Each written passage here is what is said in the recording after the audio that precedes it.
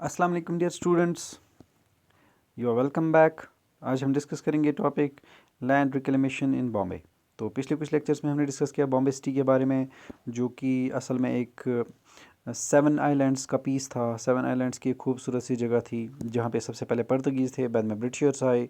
जब ब्रिटिश के कंट्रोल में चला गया तो ब्रिटिशर्स ने अपना जो बिज़नेस है वो वहीं पे शिफ्ट किया फ्रॉम सूरत। अब इस तरह से सूरत डिक्लाइन हो गया और बॉम्बे की सिटी मर्ज हो गई। बॉम्बे फिर बाद में एक प्रेसिडेंसी बनी और प्रेसिडेंसी के लिए बॉम्बे की सिटी को एक कैपिटल सिटी बना दिया गया। तो इस तरह से 3 कैपिटल्स नज़र आई। बॉम्बे जो बॉम्बे प्रेसिडेंसी में थी, फिर बंगाल में कलकत्ता थी, और इस तरह से जो साउथ में थी दैट वाज मद्रास, जिसको हम चेन्नई कहते हैं। तो बहुत से स्टेप्स उठाए गए इस बॉम्बे सिटी के एरिया को एक्सटेंड करने के लिए, और इसी को हम बोलते हैं लैंड रिक्लेमेशन। अब ये लैंड रिक्लेमेशन कैसे किया गया? सबसे पहले 7 आइलैंड्स को जोड़ा गया और एक एक ही पीस बना गया, एक ही आइलैंड बनाया गया। बाद में जब इससे भी काम नहीं बना तो कुछ और प्रोजेक्ट्स स्टार्ट किए गए। 1784 में पहला प्रोजेक्ट स्टार्ट किया गया था, और उस टाइम का जो गवर्नर था बॉम्बे का, उसका नाम था विलियम हॉर्नबाई, जिसने एक वॉल बनाने का जो कॉन्ट्रैक्ट है वो दिया। तो एक बड़ा सा वॉल बनाया गया समंदर के साइड से, जो बॉम्बे का समंदर वाला साइड है, जो बॉम्बे में समंदर का साइड है, वहाँ पे एक बड़ा सा वॉल बनाया गया ताकि जो समंदर का पानी है वो फ्लड बनकर इस सिटी में एंटर ना हो। लेकिन फिर भी इससे कुछ नहीं हुआ, तो और भी कुछ प्रोजेक्ट्स उठाए गए और भी कुछ प्रोजेक्ट्स स्टार्ट किए गए। तो 1864 में एक प्राइवेट कंपनी जिसका नाम था बैक बे रिक्लेमेशन कंपनी, इसको कॉन्ट्रैक्ट मिला, और इसने अपने कॉन्ट्रैक्ट में मालाबार हिल से लेकर कोलाबा तक बहुत सारी लैंड को रिक्लेम किया, यानी बहुत सारी लैंड को ऐड किया इस सिटी के साथ।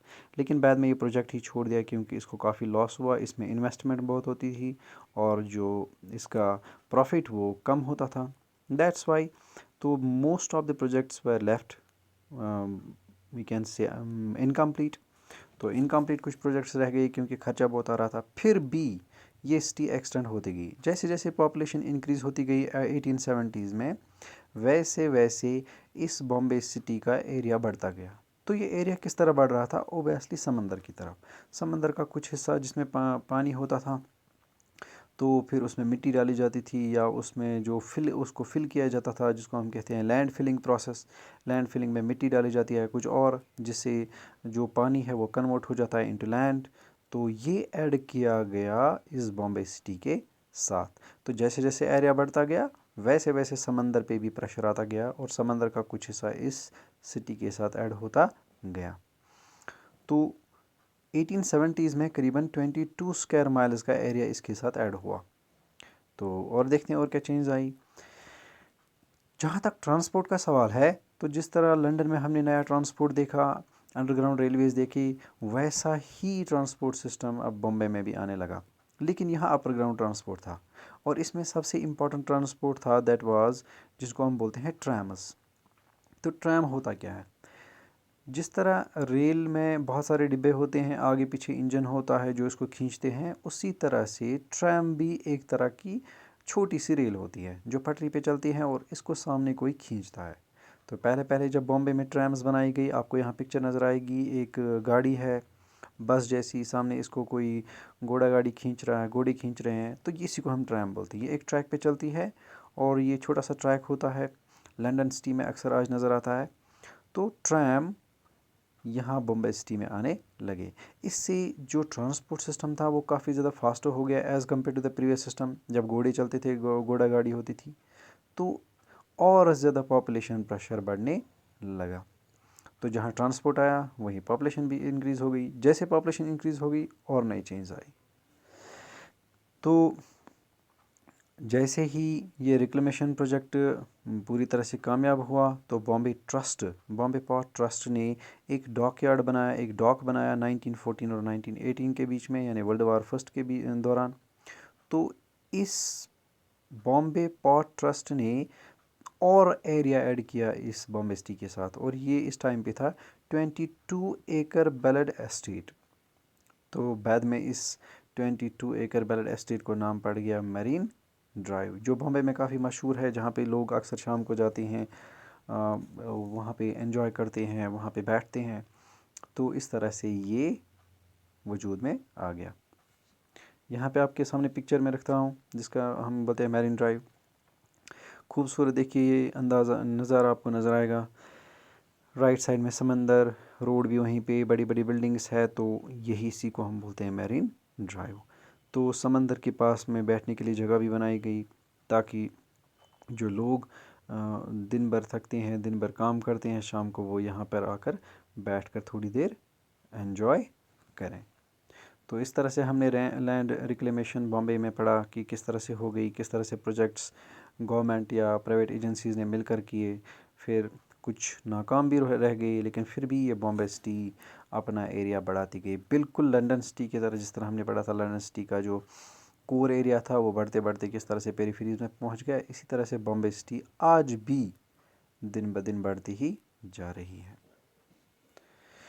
तो डियर स्टूडेंट्स, अब हमारे पास सबसे ब्यूटीफुल टॉपिक है जिसको हम बोलते हैं Bombay as the city of dreams, the world of cinema and the culture. तो ये बॉम्बे सिटी जो कि असल में पॉर्ट सिटी थी, बाद में ये एडमिनिस्ट्रेटिव यूनिट बन गया, बाद में इंडस्ट्रियल सिटी बन गई, किस तरह से ये एक फिल्मी सिटी बन गई। हाँ, इस बॉम्बे सिटी को फिल्मी सिटी भी कहते हैं और कुछ लोग इसको मायापुरी कहते हैं। माया का मतलब होता है जादू और पूरी का मतलब होता है सिटी, यानी द सिटी ऑफ मैजिक, और we can say city of dreams. तो कहते हैं जिसको कहीं पे काम नहीं मिलता उसको बॉम्बे में काम मिलता है, जो कहीं पे नहीं रह सकता वो बॉम्बे में एडजस्ट हो सकता है। हालांकि बॉम्बे के बारे में हमने हालात भी पढ़े कि वहाँ के जो लोग थे उनको कितनी प्रॉब्लम्स थी, वहाँ पे हाउसिंग प्रॉब्लम कितनी थी, वहाँ पे फूड एंड सप्लाईज की कितनी प्रॉब्लम थी, लेकिन फिर भी लोग वहाँ क्यों प्रेफर करते थे, क्यों वहाँ पे जाते थे। तो कैसे इमर्ज हो गई बॉम्बे सिटी इंडिपेंडेंस के बाद एक सिनेमा सिटी या हम कहेंगे फिल्म सिटी। तो इसके लिए हम स्टार्ट करेंगे कुछ पुरानी फ़िल्मों से। एक फ़िल्म बनी थी CID 1956 में, ये देवानंद की मूवी है जिसमें जॉनी वॉकर भी है। तो जॉनी वॉकर पे एक सॉन्ग फिल्माया गया है, तो उस सॉन्ग को यहाँ पे लिखा भी गया है, काफ़ी खूबसूरत है। ऐ दिल है मुश्किल जीना यहाँ, ज़रा हट के ज़रा बच के, यह है बॉम्बे मेरी जान। ऐसा ही और एक सॉन्ग है जिसका जूता उसका सर, दिल है छोटा बड़ा शहर, अरे वाह तेरी बॉम्बे। तो यहाँ ये दोनों सॉन्ग्स अगर आप देखेंगे भी वीडियो पे, तो दोनों सॉन्ग्स यहाँ बॉम्बे का नाम बताते हैं।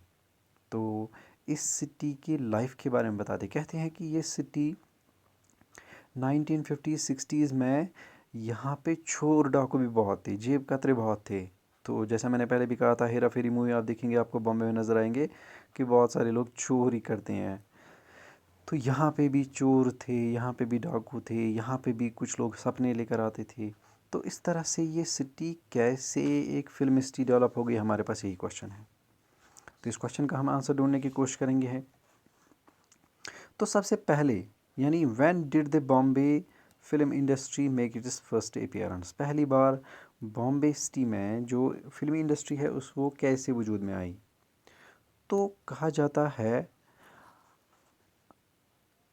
Harishchandra Sakharam बटवाड़ेकर, Harishchandra Sakharam बटवाड़ेकर shot a scene of wrestling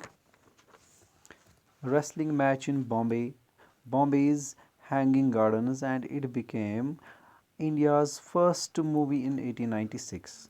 तो 1896 में पहली बार जो हरीशचंद्र था, हरीशचंद्र आप देख सकते हैं, हरीशचंद्र सखाराम बटवाड़ेकर, उसने पहली बार एक शूटिंग की, रेसलिंग मैच की, जो बॉम्बे की हैंगिंग गार्डन्स में हो रहा था। तो ये पहली मूवी बनी 1896 में, 1896 में ये पहली मूवी बनी। लेकिन बाद में दादा भाई या हम कहेंगे दादा साहेब फाल्के, जिन्होंने राजा हरीशचंद्र मूवी बनाई 1913 में, तो इस तरह से यहाँ पे मूवीज़ बनने लगी। फिर कभी इस बॉम्बे सिटी ने मुड़कर नहीं देखा। तो 1925 में बॉम्बे हैड बिकम इंडियाज़ फिल्मी capital, we can say India's film capital, producing films for national audience. The amount of money invested in about 50 Indian films in 1947 was RS 7,56 million rupees. तो 1987 में ये कितना हो गया? जो फिल्म इंडस्ट्री थी यहाँ पे करीबन करीबन 5,20,000 लोग काम कर रहे थे। तो पहली अपीयरेंस 1896 में, उसके बाद 1913 में, फिर 1925 के बाद ये फिल्मी कैपिटल बन गई, और 1947 में हम कहेंगे यहाँ पे जो इन्वेस्टमेंट हो रही थी फिल्मों पे, 50 फिल्मों पे, इट वाज 7,56 मिलियन रुपीज़। तो 1987 में यहाँ पे करीबन करीबन 5,20,000 लोग काम कर रहे थे इस इंडस्ट्री में, फिल्मी इंडस्ट्री में। तो पता चलता है कि ये फिल्मी इंडस्ट्री किस तरह से डेवलप हो गई हिंदुस्तान में, स्पेशली आफ्टर इंडिपेंडेंस। हालांकि शुरुआत इसकी ब्रिटिश पीरियड में हुई, लेकिन बाद में ये बढ़ते बढ़ते काफ़ी एक्सटेंड हो गई। तो ज़्यादातर लोग जो इस फिल्म इंडस्ट्री में काम करते थे वो मुंबई के तो नहीं थे, वो अक्सर आते थे दूसरे सिटी से, जैसे लाहौर, कलकत्ता, मद्रास। लेकिन अपना जो स्किल था उनका, जो अपना वो उनके पास आर्ट था, वो उन्होंने यहाँ पे यूज़ किया, उसका पूरा फ़ायदा उठाया। और पहले पहले जो मूवीज़ बनती थी वो सिर्फ एंटरटेनमेंट के लिए बनती थी। बाद में जब आज़ादी का वक्त आया तो उस टाइम पे नेशनल मूवमेंट को प्रमोट करने के लिए भी फिल्म्स बनाई गई। So those who came from Lahore then in Punjab, उस टाइम पे पंजाब था, were specially important for the development of Hindi film industry. Obviously उनको हिंदी आती थी, इसलिए हिंदी फिल्म इंडस्ट्री काफ़ी डेवलप हो गई। पहले पहले इंग्लिश ज़्यादा बनते थे, इंग्लिश जो मूवीज़ होती थी, प्रोग्राम्स होते थे वो होते थे, बाद में हिंदी का काफ़ी इस्तेमाल हुआ। तो इस तरह से काफ़ी राइटर्स थे जो मशहूर थे इस फिल्म इंडस्ट्री में, जिनमें इस्मत चुगताई है, सादत हुसैन मंटू। तो सादत हुसैन मंटू जो कि अफसाना निगार है, काफ़ी मशहूर है, तो वो भी इस फिल्म इंडस्ट्री से रिलेटेड थे। तो जो बॉम्बे सिटी कभी सेवन आइलैंड्स थी, वो अब फिल्मी इंडस्ट्री बन गई, और आहिस्ता आहिस्ता यहाँ पे लोगों ने अपना डेरा जमा लिया, और ज़्यादातर लोग प्रेफर करते थे हम इस सिटी में रहें। और आज भी जब भी कोई सपना देखता है हिंदुस्तान में कहीं जाने का, तो उसका यही सपना है कि मैं सिटी में चला जाऊँ, मगर बॉम्बे सिटी में। तो लेकिन यही 1870s या 1970s की हम बात करें, यानी 100 साल बाद अगर हम बात करेंगे, तो अभी भी एक साइड से बड़े बड़े बेंगलोर्स थे, तो दूसरे साइड से स्लम्स थे। बहुत सारी मूवीज़ आपने देखी होंगी, जिनमें आपको कुली मूवी एक है, उसमें भी दिखाया गया है कि किस तरह से स्लम्स में रहते थे काफ़ी सारे लोग। तो झोंपड़पट्टियाँ जो फिल्मी इंडस्ट्री खुद दिखाती है कि बॉम्बे में थी और लोगों की क्या हालत थी। तो जहाँ एक इंसान के लिए ड्रीम की सिटी थी, वही रियलिटी में उसकी लाइफ काफ़ी मिज़रेबल थी, काफ़ी प्रॉब्लमेटिक थी, काफ़ी टेंशन था ज़िंदगी में। तो फिर भी ये सिटी कहलाती है आपची मुंबई, या जिसको हम कहते हैं राप्टी मुंबई। तो अब हमारे पास डियर स्टूडेंट्स नया टॉपिक आ गया है, cities and the challenge of the environment. तो डियर स्टूडेंट्स, अर्बनाइजेशन जहाँ पे डेवलपमेंट का साइन है, वहीं पे डिस्ट्रक्शन का भी साइन है। देखिए कैसे, एक तरफ से नई सिटीज़, नए टाउन्स, नए रोड्स, नई टेक्नोलॉजी बन गई, दूसरी तरफ से नेचुरल रिसोर्सेज तबाह होते गए। जैसा हमने एग्जांपल दी थी बॉम्बे सिटी की, जिसको एक्सटेंड करने, जिसका एरिया बढ़ाने के लिए समंदर का कुछ हिस्सा ऐड किया गया। वहीं पे मैंने हिल्स की बात की थी कि कुछ हिल्स थे उनको भी डिस्ट्रॉय किया गया। ऐसे ही ये सिटी, ये सिटीज़ जो डेवलप हो गई 19th सेंचुरीज़ और 20th सेंचुरीज़ में, ये सेंटर बन गए पोल्यूशन का। चाहे वो वाटर पोल्यूशन हो, चाहे वो नॉइज़ पोल्यूशन हो, चाहे वो एयर पोल्यूशन हो, या हम कहेंगे एनवायरमेंटल पोल्यूशन। तो एक साइड से ये सिटीज़ लाइफ, जिसको हम कहते हैं लाइफ को चेंज किया, तो वहीं पे उन्होंने एनवायरनमेंट पे भी काफ़ी इम्पैक्ट डाला। तो तो जैसा कि हमने पहले भी पढ़ा कि जो मॉडर्न सिटीज़ है वो ज़्यादातर उनको हम इंडस्ट्रियल सिटीज़ कहते हैं। वहाँ पे इंडस्ट्रीज़, फैक्ट्रीज़, मिल्स बनाई गई, एंड ओबियसली फैक्ट्रीज़, मिल्स या इंडस्ट्रीज से धुआं काफ़ी निकलता है, काफ़ी ज़्यादा सॉलिड या लिक्विड वेस्ट निकलता है। इसने काफ़ी ज़्यादा प्रॉब्लम्स क्रिएट की, नई तरह की डिजीज़ क्रिएट की, यहाँ तक कि जो एटमॉस्फेयर है उसको भी गंदा कर दिया। जो हवा थी उसमें पोल्यूशन आ गया, जो पानी उसमें भी पोल्यूशन आ गया। तो नतीजा क्या हुआ, कुछ लोग ये समझते थे कि जो हवा है, जो आसमान है, उसका कलर ग्रे है। It was because of pollution, क्योंकि कोल पहले ज़्यादा यूज़ किया गया, और चिमनीज़ भी कुछ खास नहीं थी, पुरानी टाइप की थी, वहाँ से धुआं ज़्यादा निकलता था। तो जब बारिश होती थी वो भी गंदी होती थी, जब कहीं बर्फ़ होती थी वो भी गंदी होती थी, जब हवा चलती थी तो वो भी गंदी थी। यानी हर एक चीज़ जो भी इस एनवायरनमेंट में है उसको तबाह किया। इसके साथ साथ जो कपड़े होते थे वो भी गंदे। तो जो लोग इन इंडस्ट्रीज़ के आसपास या इनमें रहते थे उनको बीमारियां भी बहुत होती थी। यानी डर्टी क्लॉथ्स के साथ साथ काफ़ी ख़तरनाक डिजीज़ जिनको हम स्किन डिजीज़ कहते हैं, यानी जो हमारी खाल को नुकसान पहुंचाते हैं। तो जैसा हमने पहले भी कहा कि जहां एक तरफ ये साइन ऑफ डेवलपमेंट था, दूसरी तरफ से बीमारियों का एक ख़ास रीज़न भी था, mostly during the 19th and 20th centuries. तो इन पोल्यूशंस की वजह से न सिर्फ लोग परेशान थे बल्कि गवर्नमेंट्स भी परेशान थी, अथॉरिटीज़ भी परेशान थी। लेकिन इंडस्ट्रियलिस्ट या फैक्ट्री ओनर्स, मिल ओनर्स वो रेडी तैयार नहीं थे इस चीज़ के साथ कंप्रोमाइज़ करने के लिए, क्योंकि स्मोक को रोकना कोई आसान बात नहीं है। इसके लिए काफ़ी नई टेक्नोलॉजी की ज़रूरत है, यानी बहुत पैसा इन्वेस्ट करने की ज़रूरत है। तो लोग तैयार नहीं थे। जहाँ पे लोग प्रोटेस्ट करते थे वहीं पे इंडस्ट्रियलिस्ट्स डिमांड करते थे कि हम ये सब नहीं करेंगे, और अगर करते भी थे तो कोई ख़ास फ़र्क नहीं पड़ता था। फिर एक्ट्स भी पास की गई, जैसे smoke abatement act of 1847 and 1853। उनसे भी कोई ख़ास फ़र्क नहीं पड़ा। तो इसी तरह से और भी कुछ चेंज लाई गई। तो डियर स्टूडेंट्स, कलकत्ता अपने आप में एक पोल्यूटेड सिटी मानी जाती थी उस टाइम पे, क्योंकि यहाँ पे भी काफ़ी पोल्यूशन था, इंडस्ट्रीज़ काफ़ी ज़्यादा थी। इंडस्ट्री से ज़्यादा जो कावडंग यूज़ किया जाता है एज अ फ्यूल, या फिर वुड जलाई जाती थी घरों में, वो भी एक रीज़न था। तो कुछ इंडस्ट्रियलिस्ट्स, कुछ फैक्ट्री ओनर्स ने क्या किया, उन्होंने जो हस्क होती है, जो धान की फसल या किसी फसल का हस्क या लास्ट में जो बचता है उसको जलाया जाता था। उस वजह से हवा में बहुत सारी चीज़ें घूमती हुई नज़र आती थी, जिसको हम कहते हैं ऐश घूमता था। तो दो पोल्यूटेंट्स मेन प्रॉब्लम बन गई 1920 सेंचुरी में। एक जो कोल जलाया जाता था उसका ऐश, और दूसरा जो घरों में जो हम कावडंग या वुड या टिम्बर यूज़ करते हैं या हस्क यूज़ करते हैं जलाने के लिए, वो। तो 1920s या 1930s में बहुत सारे कमीशंस बिठाए गए, बहुत सारे स्टेप्स उठाए गए ताकि जो चिमनीज़ है इंडस्ट्रीज़ की उनको पोल्यूशन लेस बनाया जाए, किसी तरह से पोल्यूशन को कंट्रोल किया जाए।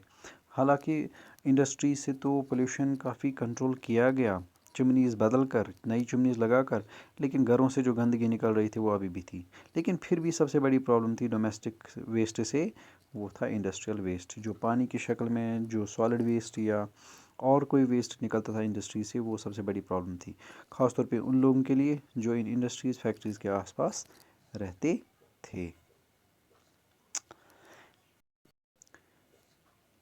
तो जैसा मैंने पहले ही कहा, 1920s में चेंज आ गई। यहाँ पे टॉलिंग, ये है टॉलीगंज, तो वहाँ से जो राइस हसक था उसको यूज़ किया गया। तो और भी कुछ चीज़ें थी। यहाँ पे है बंगाल स्मोक न्यूसेंस कमीशन, जिसने फाइनली कंट्रोल तो किया, लेकिन इंडस्ट्रियल स्मोक को तो कंट्रोल किया, लेकिन वेस्ट को कंट्रोल नहीं कर पाए, जो अभी प्रॉब्लम है। Now let us conclude the whole chapter. तो माय डियर स्टूडेंट्स, ये चैप्टर अब क्लोज़ होने वाला है, ये इसका लास्ट टॉपिक है। शुरू से अब तक हमने पढ़ा अर्बनाइजेशन क्या होती है, डी अर्बनाइजेशन किसको बोलते हैं। फिर हमने सबसे पहले लंदन सिटी के बारे में पढ़ा, जो कि एक काफ़ी इंपीरियल सिटी मानी जाती थी 18th सेंचुरी में। 1920 सेंचुरी में ओवर क्राउडेड हो गई, पॉपुलेशन एक्सपेंड हो गई, एरिया भी एक्सटेंड हो गया, क्राइम रेट बढ़ती गई, पोल्यूशंस बढ़ते गए। फिर नए स्टेप्स उठाए गए इस सिटी को रिवाइव करने के लिए। फिर हमने थोड़ा सा पढ़ा था पेरिस के बारे में, जहाँ पे चेंज लाई गई। उसके बाद बॉम्बे सिटी के बारे में हमने डिस्कस किया। बॉम्बे सिटी पहले 7 आइलैंड्स की थी, फिर उसके बाद ये कैसे सिटी कन्वर्ट हो गई, किस तरह से लोग काम करने के लिए यहाँ आते थे, पहले इंडस्ट्रीज़ मिलर्स में, फिर बाद में फिल्म इंडस्ट्री में काम करने के लिए आ गए। पॉपुलेशन जैसे जैसे इंक्रीज़ होती गई, हाउसिंग प्रॉब्लम्स बढ़ती गई, पोल्यूशन रेट बढ़ती गई, डिजीज़ का जो चांस था वो और ज़्यादा होने लगा। स्टेप्स उठाए गए कि किसी तरह से इन चीज़ों से बचा जाए। तो गवर्नमेंट एजेंसीज़ या गवर्नमेंट इंस्टीट्यूशन, साथ में जो प्राइवेट एजेंसीज़ थी, उन सब ने मिलकर किस तरह से कोशिश की लैंड को रिक्लेम करने की, ताकि जो एरिया है वो बॉम्बे सिटी का बढ़ाया जाए। तो फिर हमने डिस्कस किया कि जो ये सिटीज़ या अर्बनाइजेशन होती है, ये साइन ऑफ डेवलपमेंट होती है एक तरफ, लेकिन दूसरी तरफ से इनकी वजह से काफ़ी ज़्यादा पोल्यूशंस भी क्रिएट हो गए। जैसे जो इंडस्ट्रियल पोल्यूटेंट्स है, या फिर जो धुआं निकलता था, गंदा पानी निकलता था, या जो सॉलिड वेस्ट निकलता था, इसने किस तरह से न सिर्फ लोगों पे बल्कि अथॉरिटीज़ पे बल्कि इंडस्ट्रियल वर्कर्स के लिए भी प्रॉब्लम्स क्रिएट कर दी। तो इतनी सारी प्रॉब्लम्स के बाद भी हम ये कह सकते हैं जो सिटीज़ होती है वो असल में अट्रैक्ट करती है लोगों को ज़्यादा से ज़्यादा वहाँ पे सेटल होने के लिए। जॉब अपॉर्चुनिटीज़ होती है, कुछ लोग गांव से या कंट्री साइड से भाग कर आते हैं सिटीज़ में रहने के लिए, कुछ लोग अपना सपना लेकर आते हैं। तो बहरहाल जो सिटी होती है ये अट्रैक्टिव सेंटर होती है फॉर ऑल पीपल। तो जहाँ एक तरफ हमने नेगेटिव कॉन्सिक्वेंसेस भी देखी, वहीं हमने पॉजिटिव इम्पैक्ट भी देखा। तो बिगिनिंग में जो हमने दुर्गा चरण रे की नावल से स्टार्ट किया था, गॉड्स विजिट द अर्थ, तो वो किस तरह से अपने हेवन को छोड़कर सिटी को प्रेफर करते हैं। तो क्या ये सिटी लाइफ अभी भी ऐसी है? वैसली ऐसी ही है। और दिन ब दिन पोल्यूशन का मेन रीज़न बनते हैं। आज आप जानते हैं नॉइज़ पोल्यूशन भी है, ग्लोबल वार्मिंग भी है। वो इन्हीं सिटीज़ की डेवलपमेंट की वजह से है, क्योंकि जितनी ज़्यादा सिटीज़ बनती है उतना ही ज़्यादा एनवायरनमेंट पे इम्पैक्ट पड़ता है, क्योंकि यहाँ से ट्रीज़ गायब होते हैं, यहाँ पे ग्रीनरी गायब होती है। और ट्रीज़ को नॉर्मली हम कहते हैं लंग्स ऑफ द सिटी। तो ये चैप्टर यहाँ पे क्लोज़ हो गया। इंशाल्लाह नए चैप्टर के साथ फिर मिलेंगे, तब तक के लिए खुदा हाफिज़।